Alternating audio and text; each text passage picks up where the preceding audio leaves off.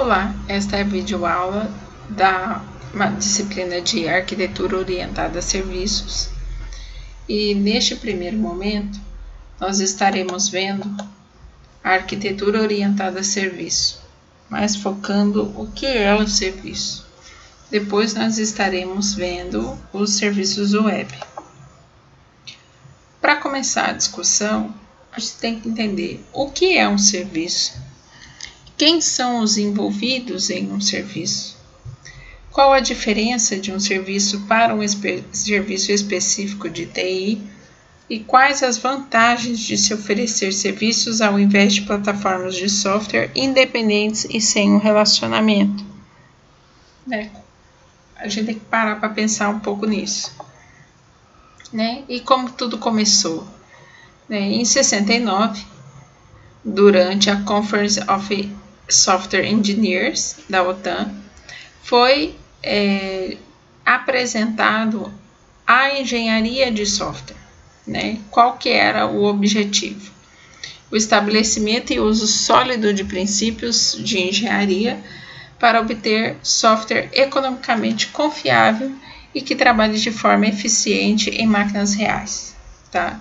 A engenharia de software é voltada para a especificação, desenvolvimento e manutenção de softwares.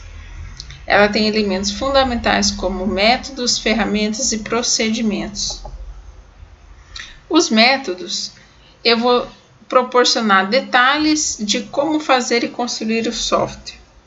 As ferramentas vão estabelecer um suporte ao desenvolvimento de software, certo? Eu vou ter uma automatização desses métodos utilizados. E os procedimentos são os elos entre os métodos e essas ferramentas, que possibilitam o desenvolvimento racional e oportuno desse software. A arquitetura orientada a serviços surgiu a partir da década de 90 com o propósito de flexibilizar as soluções de TI, permitindo eu automatizar processos comuns. Mas a gente para pensar e se pergunta, o que é um serviço? Hoje, na nossa vida, o que nós temos como serviço? Nós temos serviço de energia elétrica, nós temos serviço de TV a cabo, nós temos serviço de telefonia e dados, nós temos serviços bancários. Então, a gente já vive rodeado de serviços. Apontado por Santos, serviço é um substantivo que indica uma ação ou função executada por algo ou alguém. Voltado à orientação a serviço, a arquitetura orientada a serviço, que também é conhecida como SOA, ele traz como definição uma representação de uma funcionalidade do negócio independente e sem estado, que aceita uma ou mais requisições e retorna uma ou mais respostas por meio de uma interface padronizada e bem definida. Então, nós estamos vendo que a arquitetura de serviços envolve uma integração entre os softwares. E eu fico voltado a negócio, eu não fico voltado a um requisito específico do meu usuário. Não é só aquilo que ele quer, é englobado todo o processo de negócio que ele tem na empresa dele e que envolve especificamente o software solicitado. Marzullo traz a definição do I3E, que é um serviço, é um tipo de relacionamento, um contrato entre provedor e consumidor, sendo que esse provedor se compromete em realizar determinadas tarefas com resultados pré-estabelecidos para um consumidor e por sua vez se compromete a usar o serviço de forma contratada, que é os que eu mencionei anteriormente. Pensando no negócio, já que a arquitetura orientada a serviços envolve o negócio, eu tenho que ter uma interação entre o provedor e o consumidor desse serviço, ok? Muito bem. Elementos básicos que compõem o serviço.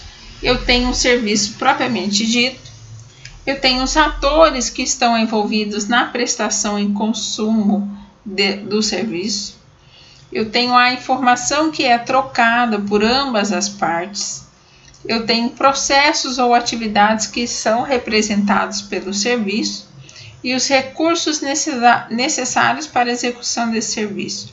Ou seja, eu tenho as pessoas que vão usar esse serviço, eu tenho o que elas vão trabalhar nesse serviço, eu tenho a rotina que envolve esse serviço e eu tenho que ter infraestrutura para esse serviço. Ok?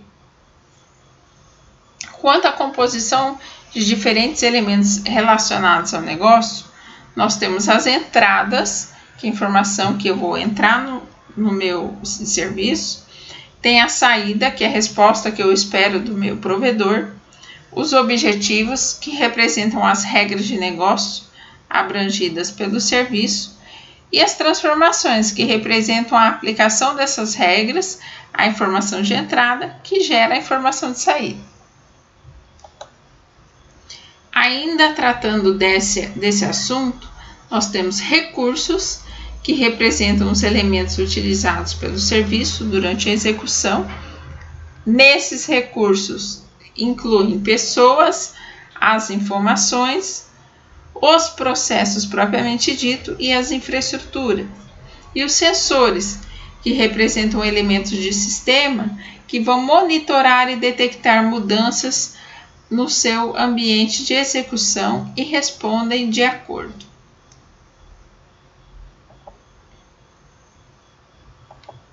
Muito bem.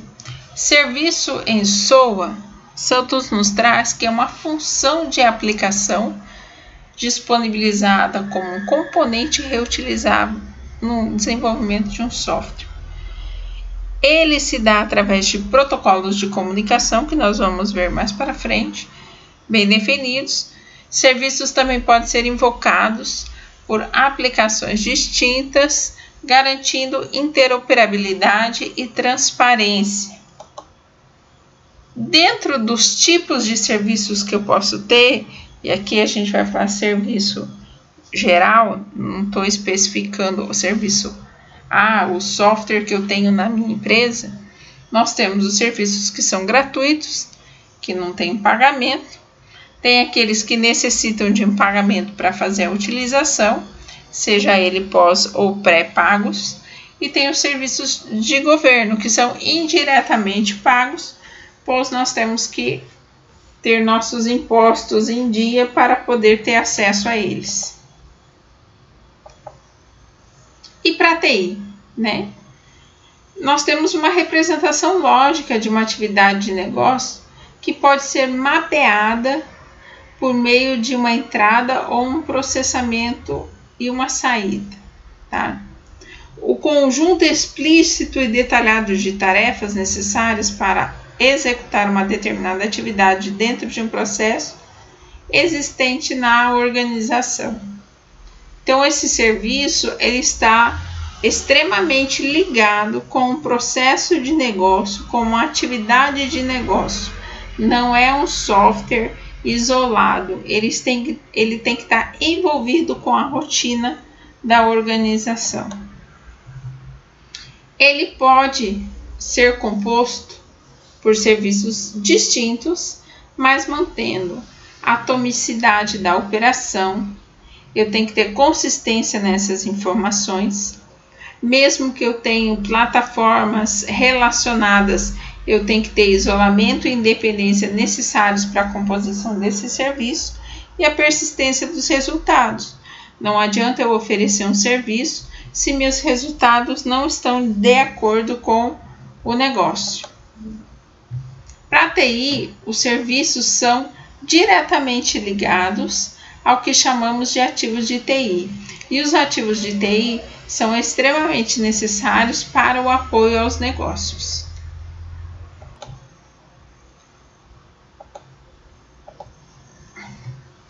E como se dá a gestão desses ativos, né? Eu tenho que adquiri-los, fazer uma instalação fazer um uso, fazer uma atualização, ok? Eu posso desativar, dependendo do ativo, da idade dele, de atualização, entre outros, e posso fazer a recuperação desse ativo. Então, eu consigo utilizar vários ativos. É lógico que envolve atualização, e isso também envolve também a capacitação, o capital intelectual dentro da organização. Porque não adianta nada você atualizar ativos se você não tem conhecimento, né? Então, a gente já vê algumas experiências de, por exemplo, eu perdi a garantia de determinado equipamento, eu vi que tem uma atualização. Mas será que essa atualização é compatível com o que eu tenho dentro da minha organização? Às vezes a gente atualiza, por exemplo, um switch, e esse switch, a atualização ela torna o switch incompatível com outros modelos. Então, nós temos que tomar cuidado com isso. E dentro dos serviços de TI, eles também têm um ciclo de vida, que é muito parecido lá com a engenharia de software. Eu tenho que ter um planejamento, eu tenho que ter um engajamento, eu tenho que fazer o desenvolvimento desse serviço, eu tenho que entregar esse serviço, eu tenho que fazer uma operação e fazer a cobrança, porque ninguém trabalha de graça, certo? E todas essas fases envolvem a pessoa que vai gerenciar todos esses serviços, ok? A etapa do planejamento, eu vou ter a descrição das ações e metas dessa organização, eu vou definir cronograma, eu vou definir início, eu vou definir término, eu vou colocar de fato quando eu terminei essa ação, eu vou dizer se ele é prioritário ou não, e vou colocar cada estado que compõe essa ação, ok? Se ele está para iniciar, se ele está em andamento, se ele está em atraso, se ele está concluído, ok? E tenho que dar nome para quem é responsável por cada ação. A ação não está de responsabilidade do líder, a ação vai ser delegada para alguém fazer. E essa ação também tem que ser explícita quem são as pessoas que estão responsáveis. No engajamento, eu vou desenvolver o plano de ação e vou envolver num ambiente de negociação os ativos, as pessoas e visualizar metas e ações que eu vou fazer. Para isso, eu também vou definir prioridades. Dependendo dessas prioridades, eu vou delegar as pessoas que vão fazer de acordo com a sua capacidade, a sua especificidade, ok? Depois desse ambiente de negociação, eu tenho como objetivo ter os resultados esperados, ok? E vou conseguir fazer uma avaliação do que foi feito e vou verificar futuras oportunidades que poderão ser oferecidas ao meu cliente. Dentro do engajamento também, eu tenho que garantir que o plano de ação será seguido por todas as pessoas afetadas pela mudança. Não adianta nada meu setor de TI estar engajado se a gestão da empresa, a gestão máxima da empresa não está, ok? Então, por isso que o Marzullo enfatiza dentro da sua obra que os patrocinadores têm que estar de acordo com o plano e dispostos a bancar essa implantação. Dentro de características do engajamento, nós temos a formalização do conteúdo do plano de ação, priorização dessas necessidades de negócio que são mapeadas e também desses ativos de TI, a alocação dos recursos que serão utilizados para esses serviços e a identificação dessas oportunidades. Dentro do desenvolvimento, eu tenho a modelagem e construção do serviço mapeado no plano de ação. Mas o que é esse plano de ação, gente? Eu tenho que ter um mapeamento do processo de negócio para eu saber o que eu vou oferecer ao meu cliente. Então, esse plano de ação está envolvendo muito com o mapeamento do processo de negócio. E dentro desse plano de ação, eu tenho que ter um líder responsável, eu tenho que montar a minha equipe com o negócio, com os arquitetos de TI e com desenvolvedores que vão entregar no prazo esse projeto. E tenho os baseados no plano de ação. E se houver a consultoria geralmente monta esses planos, que são componentes e relacionamentos da arquitetura orientado a serviços. Eles são definidos e principalmente já definem linguagem e ativos que darão suporte a esse serviço. A entrega, eu tenho a instalação e a manutenção desses serviços, tá? Eu tenho que colocar o necessário para instalar e deixar o serviço executando corretamente, ok? Eu tenho que avaliar a carga operacional no que diz respeito a máquinas que darão suporte e serviço, e se o serviço deve ou não ser instalado em ambientes distribuídos. Então, eu tenho que reunir a equipe e verificar como esse serviço vai ser oferecido para os meus usuários da minha organização. Neste ponto, deve ter pontos de parada de backup e manutenção preventiva, corretiva e evolutiva. Não adianta nada eu entregar um serviço se ele está cheio de erro. Não adianta nada eu entregar um serviço se eu não tenho backup e se acontece um desastre, eu perco todos os meus dados. Então, tem que pensar nisso também, é muito importante. Quanto à operação do serviço, eu dependo da tecnologia que eu vou usar e do suporte oferecido pela empresa. Não adianta eu disponibilizar um serviço que eu não vou ter suporte. As pessoas têm dúvida. E aí, como que eu faço? Né? Não se deve ter problemas operacionais e as atividades do cliente não podem estar prejudicadas. Então, esse serviço tem que ser oferecido redondinho. Cobrança. Eu tenho que verificar, né, questão de valores de desenvolvimento e provimento desse serviço. Ninguém trabalha de graça. Então, eu tenho que verificar quanto que eu gastei com desenvolvedores, quanto que eu gastei na análise desse serviço. No caso da empresa, se eu sou prestador de serviço da empresa, geralmente a infraestrutura é a empresa que contrata dá. Mas eu tenho a mão de obra que eu estou utilizando, então tudo isso é contabilizado.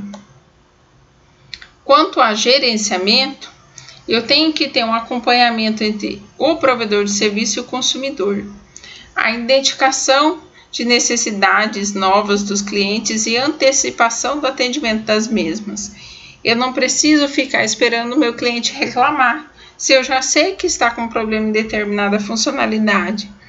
Eu não preciso o meu cliente me pedir, se eu sei que aquele nicho eu posso usar para oferecer um serviço mais qualificado ou oferecer outros serviços, né? No caso de gerenciamento, é utilizado muito a prática PDCA, o Plan Do Check Act, eficiente para controlar atividades de projeto. Então, veja, a gente está falando de implementar serviço, mas a gente não pode se esquecer que serviço está inteiramente ligado com a engenharia de software. Engenharia de software, projeto. Ok? Fatores que influenciam no ciclo de vida de um serviço. Eu tenho a gestão do conhecimento, então eu estou falando de dados e informação, né? Eu tenho que ter um controle adequado dessas informações para poder definir conceitos e padrões de negócio por meio de uma abordagem estratégica. Então, aqui a gente está falando de alinhamento estratégico com o negócio. Passou rapidinho aqui. Ainda dentro da gestão do conhecimento, eu tenho características da gestão do conhecimento, né? Agrupamento, processo de gestão desse conhecimento, a identificação, conceituação e definição de capital intelectual, Então, veja, gestão do conhecimento, eu não estou falando de informações que serão armazenadas em softwares, mas também estou falando de informações que estão armazenadas nas pessoas que estão envolvidas nesse projeto, ok? A captura de capital intelectual, né? Captura de conhecimento e usar a tecnologia como suporte, usar a tecnologia como estratégia, ok? Não como atividade fim, certo?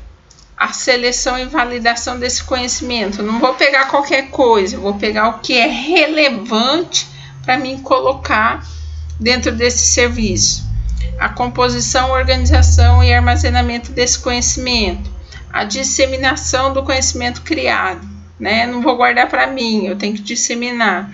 E a aplicação desse conhecimento em ações estratégicas e na criação de ferramentas de apoio, ok? Então, a gente está vendo que serviços, quando a gente vai para o paradigma serviços, ele não envolve só o hardware ou o software, mas envolve muito também as pessoas que trabalham com isso, seja do negócio ou não. Quanto a atividades chaves, eu tenho que identificar, eu tenho que fazer mapeamento de conhecimento-alvo, né? Por meio de levantamento de competências essenciais à organização. Eu tenho que conhecer esse negócio, eu tenho que saber o que ele faz, senão não adianta nada. Captura, processos de aquisição do conhecimento, da habilidade, da experiência dos membros da organização. Eu tenho que saber como que funciona isso. Seleção e validação, fortemente atrelado ao processo de captura. Esse processo é responsável por filtrar o conhecimento realmente necessário e indispensável à organização. Se a pessoa faz errado, ela não tem que continuar fazendo errado. Nesse mapeamento, a gente vai conseguir corrigir o que está errado e muitas vezes tornar o processo melhor. Com isso, há redução de custo para a empresa. Ainda dentro das atividades chaves, eu tenho organização e armazenagem, né? Eu não posso só ter um disco maravilhoso que vai gravar tudo, mas e se der pau? Se der problema? Eu tenho que recuperar rápido, eu tenho que recuperar corretamente, eu não posso ter informação errada, ok? E eu vou ter que ter sistemas confiáveis de informação e armazenamento. Questão compartilhamento. Deve buscar mecanismos eficientes para a disseminação desse conhecimento adquirido. Aplicação. Defende o uso adequado e responsável do conhecimento em ações estratégicas da organização. Ok? Eu não vou usar o serviço para me aparecer, eu vou usar porque ele vai ajudar a melhorar a empresa. Ele vai ajudar a melhorar, a organizar as informações que estão na empresa. Criação. Eu aplico a combinação e criação de novos conhecimentos a partir do conhecimento explicitado. Ok? Então, o que a minha empresa faz, eu consigo visualizar aquilo ali e transformar ele num conhecimento explícito. Ok? Não só a experiência, transformar a experiência das pessoas em algo computacional. Competências, habilidades e virtudes, Dentro das organizações, passam a contabilizar não somente seus bens físicos, mas também seu capital intelectual. Disse anteriormente, serviço não está pensando só no software, só no hardware, está pensando também nas pessoas.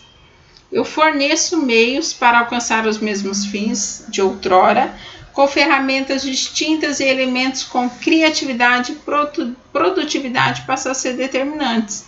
Eu não quero aquela pessoa que faz sempre a mesma coisa. Eu quero aquela pessoa que inova, que consegue melhorar o processo do negócio, que consegue reduzir custo, que consegue aumentar lucro para a minha organização.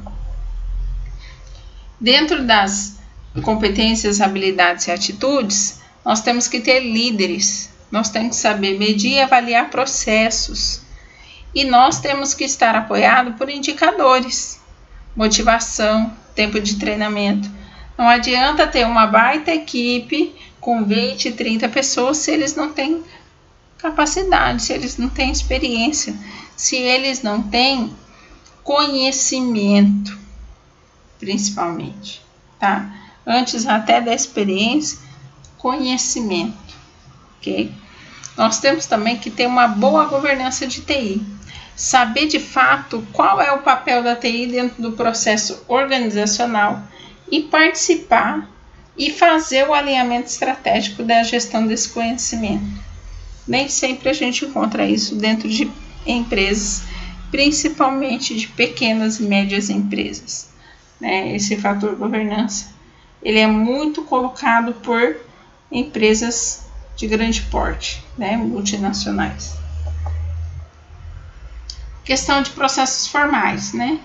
Serviços de TI são serviços do mundo real, né? Processos são uma série de atividades com entradas e saídas bem definidas e refletindo esse mundo, muito semelhante na questão da conceituação de orientação a objeto, ok?